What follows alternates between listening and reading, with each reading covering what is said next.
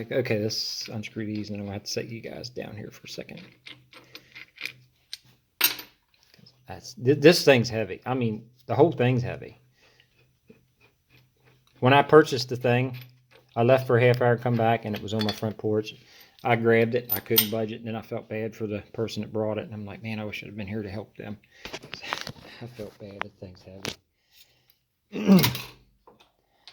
Let's see if we can't set you here. Maybe you'll be able to see something. I won't have to edit it out. And I'll just set it right there so you don't lose your bearings. All right, so there's that piece. Some identifiers on it would be, I would say, the scale. Hopefully somebody will show you a picture of that scale. One end says inch per foot, 0 to 3.5 in quarter-inch increments. The other end says degree. Not degrees, but just degree. 0 to 9. Although they could easily fit half degrees on there at least. But so that's that. Now let's flip it over. Well, shit, I forgot to show you a function. Should I put it back on there? This knob here is what moves it.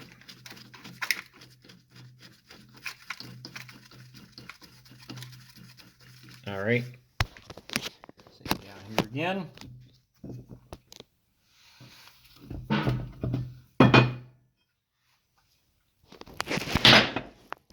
right, now I can flip it over. You see the underside. See that slot? That's what the little quarter fits in. And this has, it's just a square gib box, I guess box way you would call that. There's the mechanism. And this is just threaded 5/16/18. This is threaded 5/16/18, and it has a set screw, and the set screw just jams against it, and that's what holds this end in. And the other end has a tapped hole with a straight screw in it.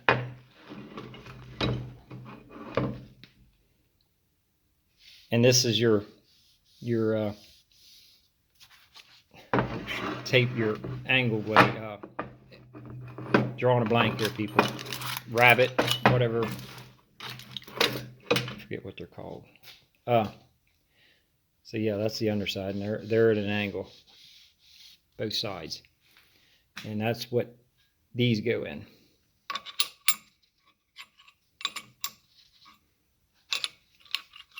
Somehow. There. Now, the book shows one single way, or one single gib, going from here to here. I did not have nothing long enough, but I had 2 short pieces just long enough to cover the 3 set screws. There's 3 set screws here, and there's 3 set screws here. I think that'll be all right. If it isn't, I got the dimensions now, I'll just make another one.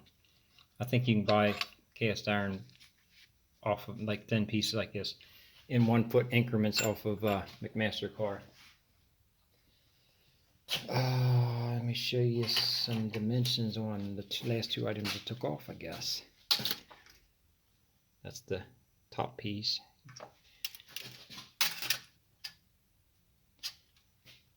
That wouldn't be too bad to make, but what are the odds of missing that and that? This here actually probably, it's doable. If you had the rest of it, this would be fairly doable to make. If you had a mill. Let's look at the underside of that thing. Oh, we already did. We was looking at the underside. Of course, it's got a pin, and that pin will be dead center. I think it'll be dead center. 21 inches? 10. No, not quite. It's 10 inches from the other end. And there's no identifiers on this. Other than maybe the way them pins are scribed for the alignment of the degrees and the taper per inch. Now the last piece. I'm just going to kind of hold the tape measure up here. I'm not really going to give you, I don't see the point of giving you measurements of this thing because I don't see anybody ever making one of these as complicated as it is. So if this is like the base of the machine. If you're missing this, you're going to have to design your taper attachment a whole other way. And there are other ways to make them. Plenty of videos on YouTube, people showing them. Somebody might, maybe if they had this, they just lay the tape measure like that. Take a picture or something. Click. Alright, identifiers on this. I did see a casting number on it somewhere on the bottom. There we go. Now I was looking at this. I actually tried to Google that. I was trying to find foundry logos, see if somebody had a list. I didn't have no luck. I got a feeling there's a list somewhere. But I would almost bet you that one of them F stands for foundry. I would say that's their logo. And then this is their casting number. 414-003-006-5003. Once again, very big number. If you see that number, you know you struck gold. And I think that's about the gist of it. One more thing I could show you here, since I got the other one apart. I actually got the underside plate and gib laying here on the bench, and I want to show you some things in the book too. There's the no taper attachment. So this mirrors this, and then you just drop your gib over top of these pins, just like you would no taper attachment. And I kind of should have showed you the book to begin with, but if you go back to way back when I had it assembled up on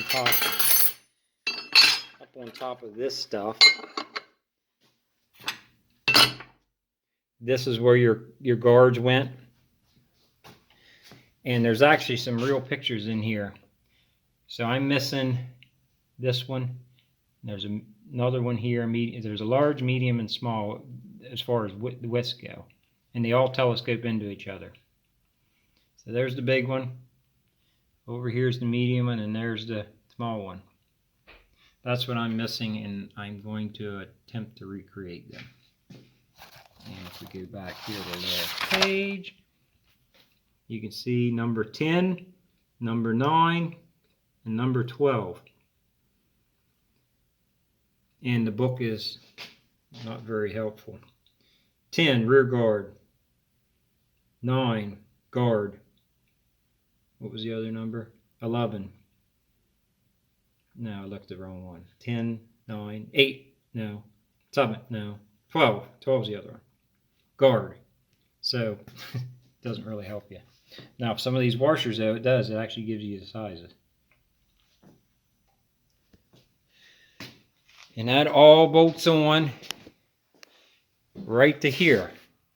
So I'm going to stop this video here and immediately continue with the taper attachment mounted on here. I just ran into a problem right off the bat.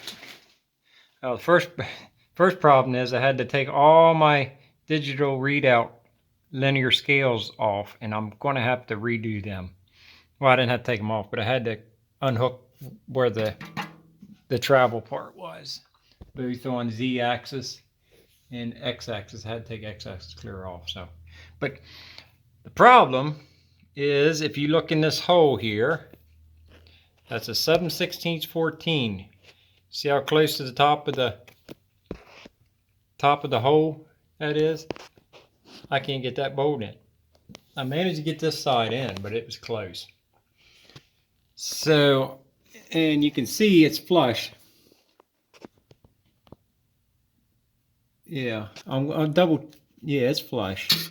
Double check for a piece of dirt or something that got in there, but evidently it's machined a little bit out of whack. Of course, it doesn't matter. Once you get it on there, your gib takes up, you jack your gib up and you're good. So I'll get that off of there, and I'll either have to make that hole just a smidge bigger. It looks like to me just 10 more thousandths or 15 thousandths on the upper side of that hole and we'd be good. I either got to do that or I got to take a little bit off the bottom of this, and I don't feel like taking the thing clear off to do that, so I'll just make the hole bigger. So I will continue. I was going to record this with the GoPro, but I decided how much I really hated that camera and I got rid of it. So I'm going to be getting another camera. Maybe I'll just set a cell phone up. Honestly, I like cell phone for this type of stuff better. It's got a huge screen, it's got a light on it. So I just need to drop this down a little bit.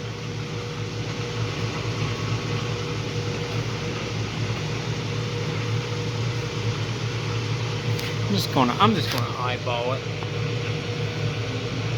And I think I'm going out. Yeah, I am going up, dummy.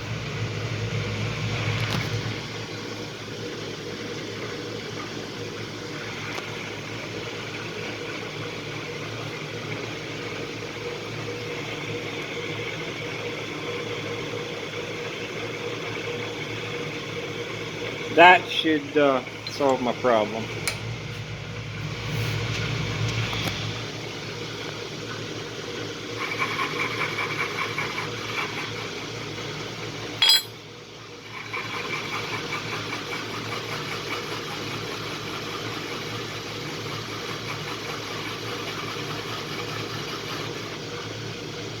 Ah! You know what I did? I tightened the mill down. Holy hell. I forgot all about it.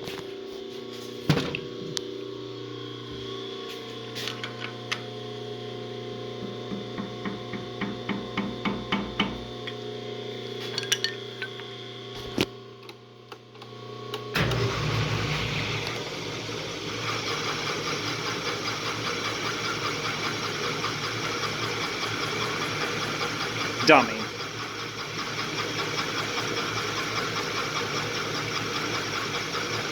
I got fighting with that GoPro, and I didn't like it. It, like I said, didn't have a light. In order to plug it in and use it, you had to remove the battery cover, and if you tilted it the wrong way, the battery would fall out. Just did not like it at all. Alright, so that should solve my alignment issue. You can go over and grab the other one now.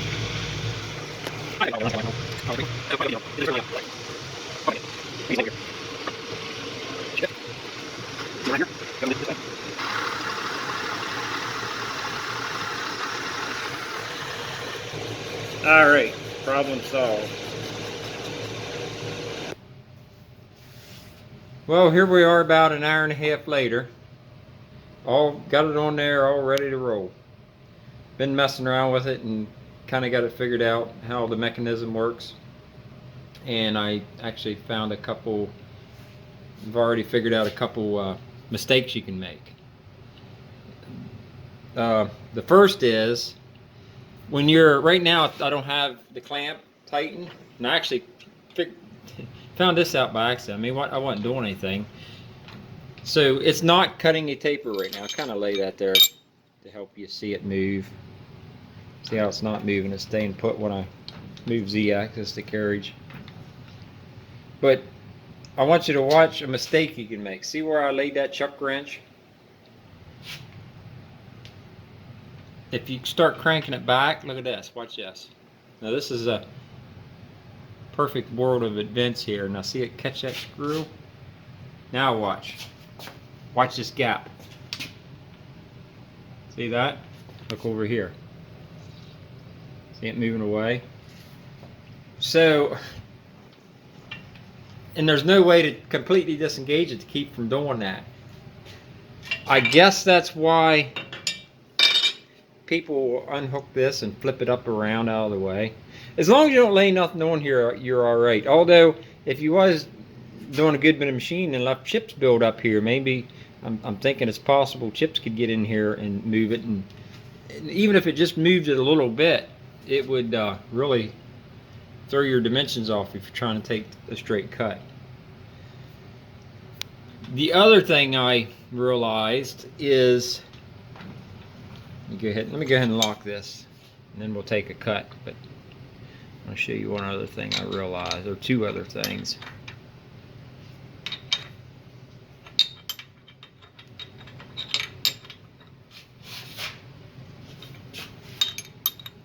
Another thing is, I thought you had to have this locked in for the taper to work.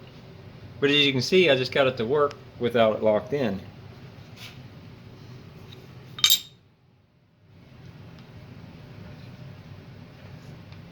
There it's working, and it's not locked in. And the reason being is because it's still connected via the lead screw here. In that little dinky 3/824 bushing / guide end piece right here. And I don't believe just doesn't seem robust enough to me to hold that. Although this one is only like 5/8, it's not a whole lot bigger. So I don't know. I wouldn't recommend cutting just using that. Maybe if you took light cuts, I guess. So you have to, once you lock this in, and that ties it all together through this piece. But the problem of it is, when you do that, you cannot use this, and you have to use this to change to crank it in and out. Something to remember about this too is I would probably recommend leaving that loose. And if you're going to use your manual feed or your automatic feeds, unless you're sure you got it in the right position, because that's your cross slide. And if you would have that locked in and engage your cross slide, it's not going to turn. So you could bust something. Although I think it would slip. The way the mechanism in there works, it slips. At least for the Z-axis. I think it still works off the same mechanism for your X-axis there, so it should slip down in there. But I would make sure that you have it in the right feed. I know that's the right feed because I just had it in there. I actually checked it. But anyways, let's take a taper cut here.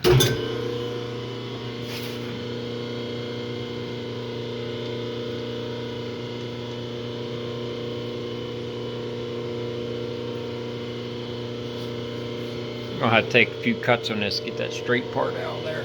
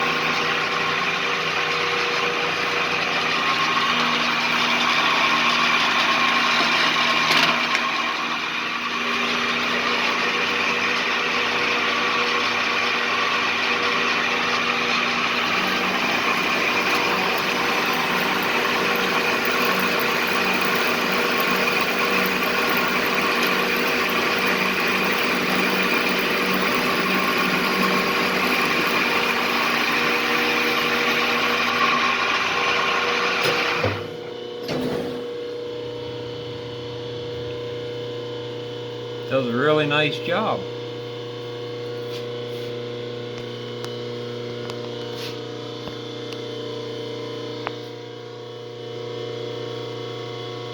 That's at about a 2.5, yeah. 2.5 inch per foot. What is that? 6 degree. So anyways, thanks for watching. Hope this helps somebody out in the future. Give you some views here before I go. Like maybe somebody might take a picture like that. Somebody might take a picture of it on here like that. Maybe from back behind, and that should pretty well cover it. Thanks for watching.